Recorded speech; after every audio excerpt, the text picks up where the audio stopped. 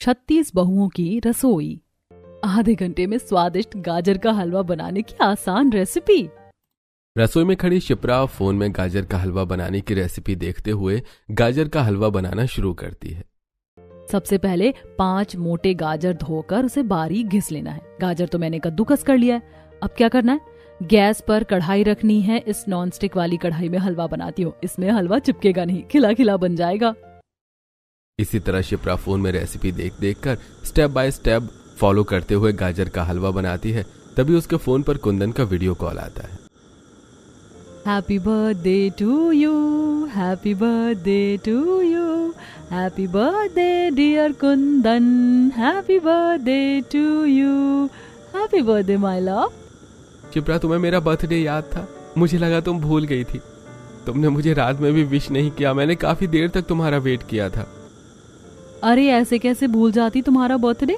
पता है आज मैं फर्स्ट टाइम किचन में खड़ी होकर कुकिंग कर रही हूँ। तुम्हारे लिए बहुत ही स्पेशल सी चीज बना रही हूँ। अच्छा जी, मुझे भी तो पता चले ऐसा भी क्या खास बना रही हो मेरे लिए। ये तो सरप्राइज है। तुम जल्दी से रेडी होकर कॉलेज आ जाओ। Okay bye. इतना कहकर शिप्रा कॉल काट देती है और कुछ देर में गाजर का हलवा रेडी करके कॉलेज आ जाती है, जहां उसकी दोनों सहेलियां उम्मिका काव्या वेट कर रही होती हैं। गुड मॉर्निंग शिप्रा, हम तेरा ही वेट कर रहे थे। लेक्चर क्लास स्टार्ट होने वाली है, चल क्लास में चलते हैं। क्या बात है, आज तो तू अलग ही ब्लश कर रही है, कुछ स्पेशल है क्या? हाँ, आज कुंदन का बर्थडे है तो मैं उसके मनपसंद का गाजर का हलवा बनाकर लाई हूँ। अच्छा, मैं तुम दोनों को बाद में मिलती हूँ। इतना कहकर शिप्रा कॉलेज के गार्डन एरिया में आती है, जहां कुंदन बेंच पर बैठा उसका इंतजार कर रहा होता है। फाइनली मोहतरमा आ गई। पिछले आधे घंटे से मैं तुम्हारा वेट कर रहा हूँ। अब तुम्हारी मनपसंद चीज बना रही थी तो टाइम तो लगेगा। जल्दी से टेस्ट करके बताओ कैसा बना है। इतना कहकर शिप्रा कुंदन को गाजर का हलवा खिलाकर मुंह मीठा करवाती है। कैसा बना है हलवा? शक्कर ठीक है ना? अच्छा बनाया है हलवा। कुंदन, अब तुम जल्दी से तुम्हारी मम्मी से हमारी शादी की बात कर लो, तब तक मैं बाकी का खाना बनाना भी सीख लूंगी। शिप्रा ऐसा कह रही होती है कि तभी गांव से कुंदन की माँ पार्वती का फोन आता है।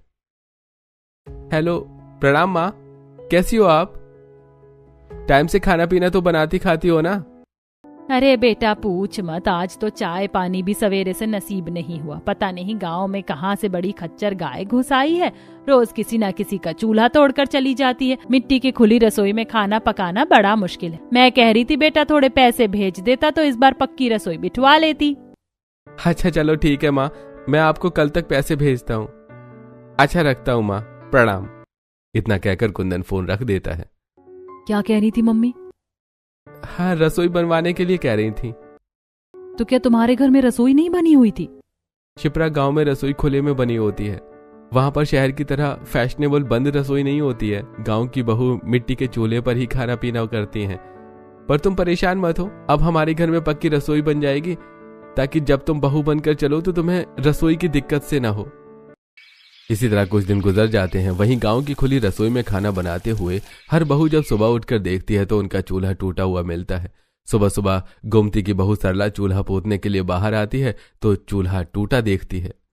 हाय दैया, ये खच्चर गाय आज फिर से मेरा चूल्हा तोड़ गई है। अरे कल ही मैंने नया चूल्हा डाला था।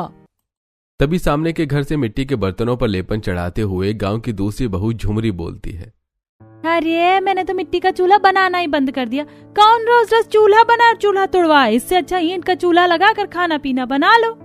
तभी मंगला की बहू प्रियंका कहती है, इस बार की तो शुरुआती ठंड देखकर लग रहा है कि सर्दी कड़कड़ा कर गिरने वाली है। ऐसे में भी खाना पकाना हम बेचारी बहू को इस तरह खुले रसोई में बनाना पड़ता है।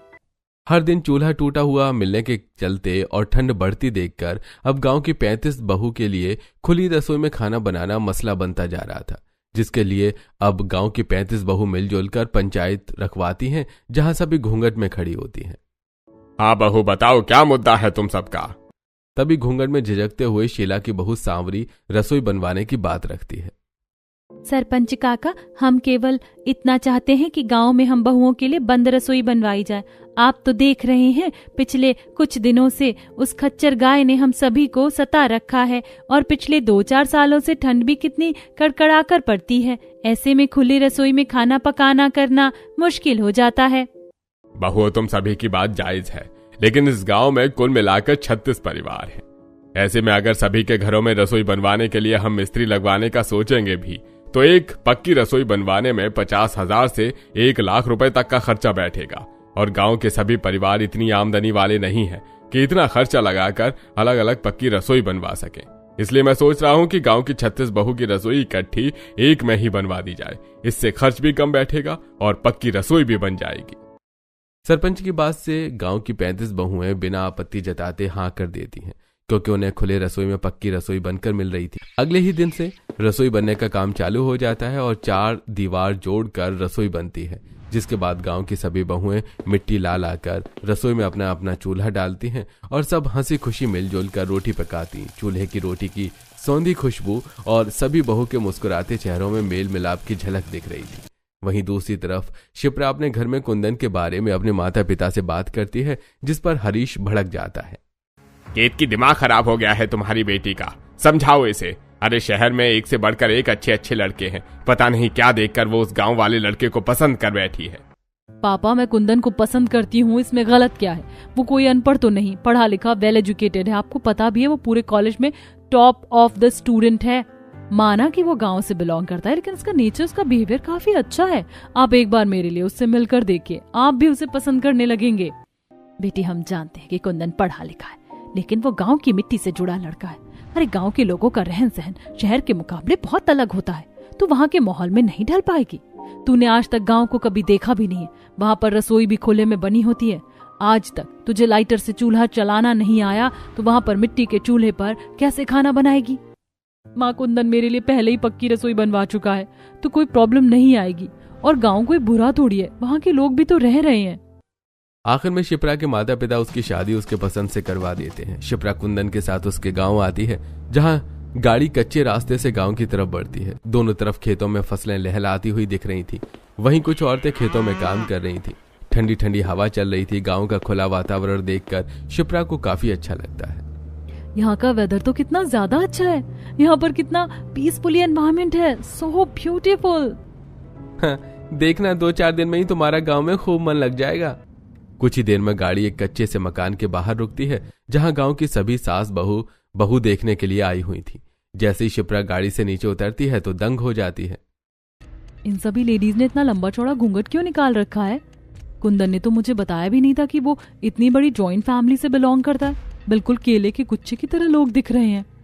गांव की 35 बहू को एक साथ देखकर शिप्रा गलतफहमी खा जाती है। ये तो 36 सास खड़ी हैं, पता नहीं इनमें से मेरी सास कौन है। शिप्रा अभी ऐसा सोच रही होती है कि तभी पार्वती आरती की थाली लेकर आगे आती है और उसकी आरती करती है। बहू, मैं कुंदन की माँ हूँ। तुम्हारी सास और ये गांव की बाकी बहुएं हैं जो तुमसे पहले ब्याह कर इस गांव में आई हैं, और ये उनकी सास है। ये सुनकर शिप्रा एक ठंडी सांस भरती है। थैंक गॉड कि ये सभी गांव के परिवार हैं, वरना मैं तो बेवजह सोचकर परेशान हो रही थी कि मुझे इन 35 बहुओं के साथ एक ही रसोई में खाना बनाना पड़ेगा। कुछ ही देर में पार्वती शिप्रा का गृह प्रवेश करवा के अंदर लाती है। गांव की सभी सास बहू पार्वती की बहू देखकर तारीफ करती हैं। पार्वती, तुम्हारी बहू तो दूध जैसी गोरी सुंदर है। अब तुम भी बहू वाली हो गई हो। अब तो तुम्हारे घर में भी रोटी पानी पका कर खिलाने वाली बहू आ गई है। हाँ गोमती बहन, अब तो दोनों टाइम की रोटी मुझे मेरी बहू बनाकर खिलाएगी। अच्छा बहन, हमने बहू भी देख ली, अब हम चलते हैं। सीता के कहने पर अब सभी जाने लगते हैं। तभी जाते जाते प्रियंका घूंघट में से कहती है, अच्छा देवरानी जी, हम चलते हैं, कल रसोई में मिलते हैं। प्रियंका की रसोई से मिलने वाली बात शिप्रा को संकोच में डाल देती है। ये ऐसा क्यों बोल कर गई कि रसोई में मिलते हैं, जैसे कि 36 की 36 बहुएं एक रसोई में खाना बनाएंगी। इसी तरह से अगला दिन शुरू होता है। शिप्रा ठंड में जल्दी सुबह उठकर घर साफ सुथरा करके नहा धो लेती है। हे भगवान, बगैर गीजर के ठंडे ठंडे पानी में नहाने में मेरी तो बर्फ ही जम गई। फटाफट से जाकर गर्मा गर्म चाय बनाकर पी लेती हूँ, शरीर में थोड़ी गर्माहट आएगी। शिप्रा चाय बनाने के लिए घर में रसोई देखने लगती है, लेकिन ना तो उसे चूल्हा मिलता है और ना ही रसोई नजर आती है। पूरा कमरा, घर, आंगन, हर जगह छान मार लिया, लेकिन रसोई चूल्हा कहीं पर भी नहीं दिख रहा। कहीं मेरा ससुराल बिना रसोई का तो नहीं है? ससुराल में रसोई चूल्हा न दिखने पर शिप्रा काफी ज्यादा कश्मकश में आ जाती है। तभी उसे घर के पीछे वाली दीवार से सास पार्वती गोबर के उपले उखाड़ते हुए दिखती है। मम्मी जी, आप यहाँ पर हैं? हाँ बहू, आज तेरी चूल्हा चढ़ाई की रस्म है ना, इसीलिए मैं सूखे सूखे उपले निकाल रही थी। आज 36 तरीके के पूरी पकवान बनाने के लिए उपले भी तो ज्यादा लगेंगे। मम्मी जी आप मुझे रसोई दिखा दीजिए, तब तक मैं तैयारी कर लेती हूँ। मैं कब से रसोई ढूंढ रही हूँ लेकिन रसोई मुझे मिली नहीं। बहू, रसोड़ा घर में बना होगा तब तो तुझे दिखेगा। मम्मी जी घर में रसोई नहीं बनी तो क्या मुझे बिना रसोई के खुले में खाना बनाना पड़ेगा? अरे नहीं बहू, चल मैं तुझको चलकर रसोई दिखाती हूँ। तू सारा सामान टोकरी में सहेज ले। पार्वती के बोलने पर शिप्रा खाना पकाने का सारा सामान, आटा, दाल, शक्कर, बर्तन, तेल, मसाले, माचिस सब कुछ लेकर गांव के बीचों बीच बनी बड़ी सी रसोई में लाती है, जहां सभी बहू ने अपने अपने परिवार के हिसाब से चूल्हे बना रखे थे। तो कहीं 2 मुंह वाला चूल्हा दिख रहा था, जहां गांव की 35 बहुएं एक ही बड़ी सी रसोई में इकट्ठे खाना बना रही होती हैं, जिसे देखकर शिप्रा काफी ज्यादा शॉकिंग रिएक्शन करती है। अरे सावरी बहन, तुम मसाला पीस रही हो ना, जरा मेरा भी ये मसाला पीस दोगी? चूल्हे की आंच काफी ज्यादा तेज है, मैं मसाला पीसने जाऊंगी तो सब्जी फटसट हो जाएगी। अरे सरला बहन, ये भी कोई पूछने वाली बात है? अब मैं सिलबट्टे के आगे बैठी हूँ तो तुम्हारा भी मसाला लगे हाथ पीस दूंगी। तुम बस मेरी सब्जी चला देना। अब 36 बहू की एक ही रसोई है और वैसे भी मिलजुल कर बनाने से खाना जल्दी बन जाता है। जहां गांव के रहन सहन में ढल चुकी 35 बहू के लिए एक रसोई में खाना पकाना करना बहुत ही मेलजोल था, वहीं 36 बहू वाली एक रसोई देखकर शिप्रा की शक्ल बनी हुई थी। अरे ये रसोई है या धर्मशाला? 36 बहू के लिए बस एक रसोई बनवा रखी है और इस चूल्हे से बिल्कुल चिमनी की तरह धुआं धुआं मच रहा है। मेरे बस की नहीं है इस 36 बहू वाली रसोई में खाना बनाना। अरे शिप्रा बहू, क्या हो गया? देखो वहाँ एक चूल्हा खाली है ना, जाओ तुम जाकर उस पर खाना बना लो। मम्मी जी मैंने आज से पहले कभी भी मिट्टी के चूल्हे पर खाना नहीं बनाया है। शहरी देवरानी जी, तुम बिल्कुल भी चिंता मत करो, हम बहुएं तुम्हें चूल्हा चलाना, खाना पकाना अच्छी तरह सिखा देंगे। अरे पार्वती बहन, अब तुम यहाँ पर खड़ी क्यों हो? मेरी प्रियंका बहू है ना, वो तुम्हारी बहू के साथ खाना बनवा देगी।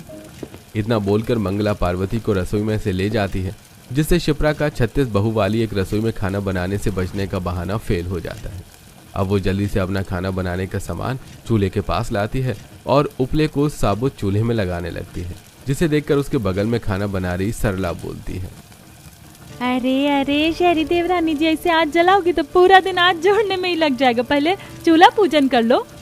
इस गांव में चूल्हा पूजा करने का भी कोई रिचुअल है क्या? मुझे इसके बारे में पता नहीं है। गांव की रसोई तो रीति रिवाज के हिसाब से ही चलती है। हमारे यहाँ जब भी कोई नई नवेली बहू आती है और पहली बार चूल्हे पर कुछ पकाती है तो उससे पहले चूल्हे की पूजा करती है। यही इस गांव की मान्यता है। लेकिन मुझे तो इसके बारे में बिल्कुल भी नॉलेज नहीं है। कोई बात नहीं, हम तुम्हें जैसे जैसे बताते हैं वैसे वैसे करते जाना। प्रियंका अब शिप्रा को चूल्हे पर स्वास्तिक बनाने के लिए कहती है, जिसके बाद शिप्रा उसकी देखा दुखी चूल्हे के अंदर उपले लगाकर आंच जलाती है। चलो अब तुम खाना पीना बना लो और जो कुछ भी बनाओगी थोड़ा थोड़ा हम सबके घर में दे देना। जी जी बिल्कुल भाभी। शिप्रा बुदबुदाते हुए सब्जी काटना चालू करती है। हद है कसम से, 36 बहू की रसोई इकट्ठा बना रखी है। इसका मतलब ये थोड़ी है कि जो चीज मैं अपने परिवार के लिए बना रही हूँ उनमें से इनको भी बांटना पड़े। मैं तो बस आज रसोई में खाना बना रही हूँ, इसके बाद नहीं बनाने वाली। शिप्रा गुस्से में सभी बहू को घूर घूर करके सब्जी, पूरी, मीठा सब कुछ बनाती है। वहीं बाकी बहुएं अब अपना अपना खाना उठाकर अपने घर ले जाती हैं, जिसे रसोई का बाकी का सारा चूल्हा खाली हो जाता है। खाली रसोई देखकर शिप्रा सांस लेती है। शुक्र है जो रसोई खाली हो गई, वरना इन गांव वाली बहुओं की बातें सुनकर मेरे कान ही पक गए थे। पूरे गांव के परिवार को सब्जी देने के लिए शिप्रा को काफी ज्यादा मात्रा में सब्जी बनानी पड़ती है। वहीं दूसरी तरफ चूल्हे पर खीर भी बिठाई होती है, जिसमें वो कभी खीर चलाती है तो वहीं सब्जी भी देख रही थी। कसम से मेरी तो एक ही दिन में हलवाई जैसी हालत हो गई है। मुझे तो मेरी पहली रसोई कम और भंडारा ज्यादा लग रही है। इतने में शिप्रा की सास आती है। शिप्रा बहू, सब्जी और मीठा बना दिया तो जल्दी से दे दो, सभी लोगों के घर देकर आना है। जी जी बस मम्मी जी, शक्कर डालना है, मीठा और सब्जी दोनों तैयार ही हैं। जल्दबाजी के चक्कर में शिप्रा गलती से खीर में नमक भर देती है। कुछ देर में पार्वती सभी के घर सब्जी, मीठा देकर आती है। बाकी का बचा हुआ खाना उठाकर शिप्रा घर में ले जाती है। मैंने इतने शौक से अपने परिवार के लिए सब्जी, खीर सब कुछ बनाया था। मम्मी जी ने भर भर कटोरी सबके घर में दे दिया। अब 2 लोगों के लिए खीर और सब्जी बची है, मैं कैसे खाऊंगी? कोई बात नहीं, तुम मेरे हिस्से की खा लेना। अरे गुस्सा मत करो, ये गांव है और हमारा गांव के सभी घर परिवार से खान पान चलता है। जिनके घर से हम खाते हैं उनको देना भी तो पड़ेगा ना। तो क्या जरूरत है खाने पीने की लेन देन रखने की? अरे 36 बहुओं की एक रसोई बनवा रखी है, सभी अपने परिवार को बनाकर खिला सकती हैं। शिप्रा के अंदर कटाव भरा आचरण देखकर कुंदन को काफी खराब सा लगता है। इस तरह अब कुछ दिन बीत जाते हैं। एक दिन शिप्रा सभी बहू के साथ रसोई में खाना बना रही होती है। तभी प्रियंका के दोनों बच्चे मुन्नी सोनू आकर खड़े हो जाते हैं। आंटी आंटी, आप पनीर की सब्जी बना रहे हो? पनीर की सब्जी मुझे बहुत पसंद है, मुझको भी थोड़ी दे देना। मुन्नी मुन्नी देख, अभी तो आंटी पूरी भी बनाएंगी, आंटी हमको भी पूरी दे देना। रसोई में बाकी सभी बहू को मौजूद खाना बनाते देखकर शिप्रा नॉर्मल होकर दिखाती है। हाँ बच्चों, क्यों नहीं, तुम लोग खा लेना सब्जी पूरी, मैंने एक्स्ट्रा बना रखी है। पता नहीं कैसे बच्चे, बिल्कुल भी मैनर्स नहीं सिखा रखा है। जब देखो कुछ भी अच्छा बनाओ तो झांकने के लिए चले आते हैं। इस 36 बहू वाली रसोई में इंसान बगैर दिए कुछ बनाकर खा भी नहीं सकता है। शिप्रा बड़ी ही कंजूसी से प्रियंका के दोनों बच्चों के मांगने पर थोड़ी सी सब्जी और पूरी 2 दे देती है। प्रियंका भाभी, ये बच्चों के लिए सब्जी पूरी है, मैंने अपने परिवार के हिसाब से लिमिटेड खाना बनाया था, इसीलिए 2 दे रही हूँ। शिप्रा का स्वभाव प्रियंका को काफी ज्यादा असहज लगता है, लेकिन वो मुस्कुराकर कहती है, अरे कोई बात नहीं शिप्रा, इतना ही बहुत है। वैसे मैंने कढ़ाई भरकर आलू दम बना रखा है, अगर सब्जी कम लगे तो मुझसे ले लो। नहीं रहने दीजिए, आलू दम तो मम्मी जी और कुंदन जी दोनों में से कोई नहीं खाता। अच्छा मैं चलती हूँ, वरना पूरियां ठंडी हो जाएंगी। कुछ देर में शिप्रा घर आकर अपने सास और पति को खाना डाल रही होती है। तभी गांव के सरपंच और एक आदमी खाने के वक्त उनके घर में आ जाता है। अरे पार्वती बहन, कुंदन घर में है क्या? अरे आइए ना सरपंच काका, आइए खाना खाकर जाइएगा। अरे नहीं, बस तुम खाओ। अरे बहू, सरपंच जी की थाली लगा दो। जी माँ जी। अंदर ही अंदर शिप्रा का मुंह बन जाता है, लेकिन वो सबके आगे मना नहीं कर पाती। अब जल्दी से चटाई बिछाकर वो सरपंच और उसके साथ आए आदमी को खाना देती है। क्या बात है, खाना तो बहुत ही बढ़िया स्वाद का बनाती है तुम्हारी शहरी बहू पार्वती बहन। एकदम खस्ता पूरियां बनाई है तुम्हारी बहू ने। और सरपंच जी, ये पनीर तो खाइए, एकदम बढ़िया बनी है। हाँ, जैसे कि यहाँ तो धर्मशाला खुला है, जो कोई भी आए जाए उन्हें खाना खिलाना ही पड़ता है। एक तो 36 बहू वाली रसोई में मैं घुन की तरह पिसकर खाना पकाऊं और ढंग से खाने को भी नहीं मिलता। सरपंच और उसके साथ आए आदमी के खाना खाकर जाने के बाद शिप्रा अपने पति से कलेश कर देती है। शिप्रा, तुम भी अपनी थाली लगा लो। खाना बचा होगा तब तो मैं खाऊंगी। आप लोगों को पूछना तो होता नहीं है, जो भी घर में आ जाता है आप लोग खाने के लिए पूछ लेते हो, जैसे उनके घर में खाना बनाने वाली बहू नहीं है। शिप्रा की खाना खत्म हो जाने के पीछे कुरकुराहट पर आचरण देखकर पार्वती अपनी थाली उसके आगे कर देती है। बहू, ये गांव है, तुम्हारा शहर नहीं। यहाँ पर घर में खाना खाते वक्त यदि चौखट पर कोई आ जाता है तो उनको खाने के लिए पूछते हैं, पानी पूछकर भेज तो नहीं सकते। और रही बात सरपंच जी को आज खाना खिलाने की, तो जब से कुंदन पढ़ाई लिखाई करने के लिए शहर गया था, तब से गांव की इन 35 बहू ने ही रोटी पानी बनाकर मुझको खिलाया है। मुझे कभी भी उन्होंने महसूस नहीं होने दिया कि वो मेरी बहू नहीं है। इसीलिए खाली अपना लेकर नहीं चलते। हम जहाँ रहते हैं वहाँ के लोगों से बनाकर और जोड़कर रखना पड़ता है। मम्मी जी, आप लोगों को बनाकर जोड़कर रखना है तो रखिए, मैंने मना नहीं किया, लेकिन अब मुझसे 36 बहू वाली रसोई में खाना नहीं बनेगा। मैं अपने घर में ही खाना बनाऊंगी। कुंदन, तुम मेरे लिए गैस चूल्हा खरीद कर ला दो, या मुझे खुली रसोई में खाना बनाना मंजूर है, लेकिन मुझे उन गांव की 35 बहू के साथ खाना नहीं बनाना। लेकिन शिप्रा, इस तरह से एकदम से चूल्हा अलग कर लेना बिल्कुल भी अच्छा नहीं लगेगा। तुम्हें किसी से बोलना चालना अच्छा नहीं लगता तो बस अपना खाना बनाकर आ जाना। कुंदन के इतना कहने पर शिप्रा मान जाती है और अब जहां रसोई में 35 बहुएं घुल मिलकर खाना पीना बनाती, महेश शिप्रा खाना बनाते वक्त किसी से भी बोलचाल नहीं रखती। समय गुजरता है। एक दिन शिप्रा को सुबह उठने में बहुत ही ज्यादा लेट हो जाता है। हे भगवान, आज तो कितनी देर से नींद खुली है, पता नहीं रसोई में कोई चूल्हा खाली होगा कि नहीं। कुछ देर में नहा धोकर शिप्रा खाना बनाने का सामान लेकर रसोई में आ जाती है, जहां आज खाना बनाने के लिए उसको कोई भी चूल्हा खाली नहीं मिलता है। तभी वो अपने चूल्हे पर सीता और उसकी बहू झुमरी को खाना बनाते देखकर आग बबूला होकर आती है। चलो जल्दी से अपना खाना बनाने का सामान साइड करो, ये चूल्हा मेरा है और इस पर मैं खाना बनाती हूँ। शिप्रा को दमन चलाते देखकर झुमरी की बौहें चढ़ जाती हैं। क्यों, इस चूल्हे पर क्या तुम्हारा नाम लिखा है कि इस पर केवल तुम खाना बनाओगी? अरे कोई बात नहीं झुमरी बहू, एक चूल्हा खाली कर दे, बगल में बैठकर शिप्रा बहू भी खाना बना लेगी। एक चूल्हा नहीं, मुझे दोनों का दोनों चूल्हा खाली चाहिए, मुझे लेट हो रहा है। हाँ तो जल्दी खाना बनाने के लिए जल्दी उठना चाहिए था। एक तो खाना बनाकर तुम चूल्हे में राख भरी छोड़ देती हो और कभी चूल्हा भी नहीं पोतती हो। रोज सवेरे सवेरे मैं ठंड में चूल्हा पोतती हूँ, इसीलिए पहले मुझको खाना पका लेने दो, तब तक प्रतीक्षा करो। देखते देखते दोनों के बीच तू मैं चालू हो जाती है और 36 बहू वाली रसोई में गर्मा गर्मी भरा माहौल हो जाता है। तभी सबकी सास भी आ जाती है तो मंगला बोलती है, अरे अरे क्या हो गया, किस बात का लेकर तुम बहू ने रसोई को अखाड़ा बना रखा है? अरे माँ जी, इस पार्वती काकी की बहू ने हम सभी बहू की नाक में दम करके रख दिया। जब देखो ऐसे बनकर दिखाती है जैसे कि रसोई इसकी अकेले की हो। 36 बहू को एक ही रसोई में खाना पीना करना है तो थोड़ा समझ कर चलना पड़ेगा इसे भी। अरे मैं तुम लोगों से मतलब नहीं रखना चाहती हूँ, लेकिन तुम लोगों को मेरे चूल्हे और रसोई में झांके बिना रहा नहीं जाता। जब भी कुछ अच्छा बनाऊं मुंह उठाकर मांगने चली आती हो। शिप्रा, किस चीज की सब्जी बनाई है, थोड़ी देना। मेरे अंदर किसी के चूल्हे में से मांग कर खाने की आदत नहीं है। शिप्रा की ये बातें सुनकर अब गांव की सभी बहू के साथ उनके गांव को भी दुख लगता है। वहीं इस बार पार्वती का पारा चढ़ जाता है। बस शिप्रा, बहुत हो गया तुम्हारा। इस तरीके से अगर तुम्हें इनको खिलाकर हंसाना ही था तो किस लिए खिलाया? बहुओं, अपनी बहू के बर्ताव के लिए मैं तुम सभी से माफी चाहती हूँ। आज के बाद ये इस रसोई में खाना नहीं बनाएगी। इतना कहते हुए पार्वती शर्मिंदगी से रसोई में से चली जाती है। वहीं अब शिप्रा घर के बाहर ही चूल्हा लगाकर खाना बनाने लगती है।